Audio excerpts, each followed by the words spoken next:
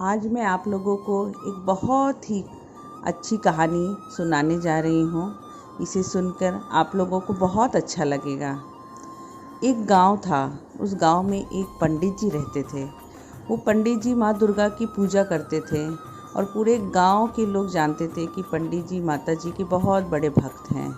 पंडित जी भी माता जी की दिन रात पूजा करते थे, सेवा करते थे, दिन रात माता जी का नाम लेते थे। एक दिन उस गांव में बाढ़ आ गया।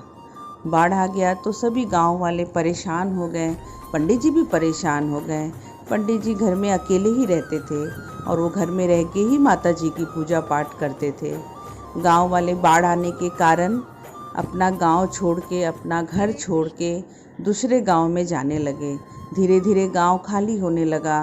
फिर गांव के लोग आके पंडित जी को बोलने लगे, पंडित जी चलिए आप भी गांव खाली कर दीजिए, अब गांव में कोई नहीं है और बाढ़ में पानी का स्तर बढ़ता ही जा रहा है।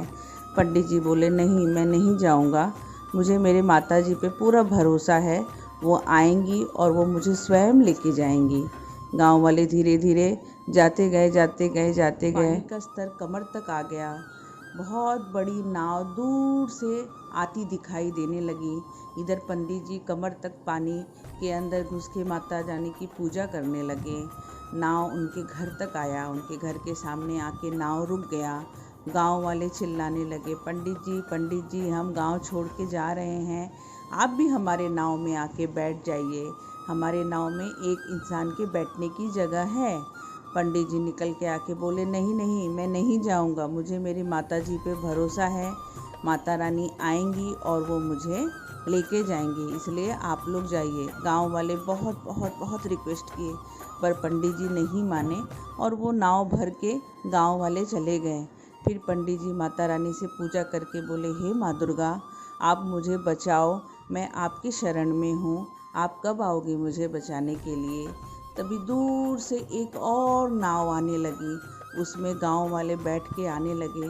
वो नाव भी पंडित जी के घर के सामने रुक गई और वो गांव वाले भी चिल्ला चिल्ला के पंडित जी को बुलाने लगे, पंडित जी आइए, और पानी का स्तर बहुत बढ़ रहा है, गले तक आ जाएगा, आप डूब जाएंगे, आपको खतरा है, आप चलिए यहाँ से। पर पंडित जी बोले, नहीं मैं नहीं जाऊँगा, माता रानी खुद आएंगी, वो मुझे बचा के ले जाएंगी। नाव चली गई। पानी का स्तर बढ़ के कमर से ऊपर तक आ गया। पंडित जी भी घबराने लगे और वो माता रानी की पूजा करने लगे। फिर एक छोटी सी नाव आई, उसमें 4-5 लोग बैठे हुए थे। वो नाव भी पंडित जी के घर के पास आके रुक गई और वो भी गांव वाले बोलने लगे, पंडित जी चलिए, ये आखिरी नाव है, आप क्यों नहीं चल रहे हैं, नाव में बैठ के जब बचेंगे तभी तो आप माता जी दुर्गा जी की पूजा कर पाएंगे। पंडित जी नहीं माने। वो बोले, नहीं माता रानी स्वयं आएंगी और वो मुझे लेके जाएंगी। वो नाव भी चली गई। पंडित जी रोने लगे। तभी माता रानी माँ दुर्गा पंडित जी के सामने आई और बोली, पुत्र मैं तो कब से तुम्हारी सहायता कर रही हूँ पर तुम ही नहीं समझ पा रहे हो और ये हट करके बैठे हो कि मैं आऊँगी तो तुम्हें स्वयं लेके जाऊँगी। पुत्र मैं किसी न किसी रूप में आ रही हूँ और तुम्हें यहाँ से ले जाने के लिए कह रही हूँ पर तुम मान ही नहीं रहे हो। पंडित जी आश्चर्य होकर देखने लगे और बोले कि आप कहाँ आए, आप तो आई नहीं। तब माता रानी बोली कि पुत्र जब पहला नाव आया वो भी मैंने ही भेजा था, दूसरा तीसरा नाव भी मैंने ही भेजा था कि ताकि तुम उस पर बैठ के उचित स्थान पे जा सको, पर तुम हो कि तुम मान ही नहीं रहे थे।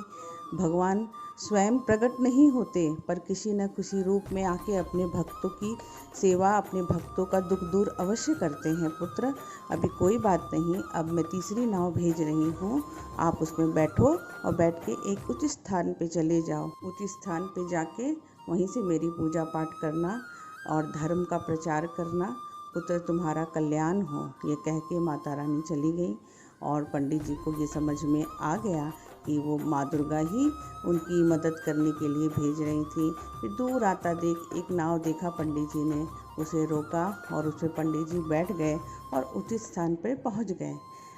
इससे हमें ये सीख मिलती है कि भगवान स्वयं भक्तों के सामने प्रकट नहीं होते पर किसी न किसी रूप में अपने भक्तों की सहायता अवश्य करते हैं। प्रणाम।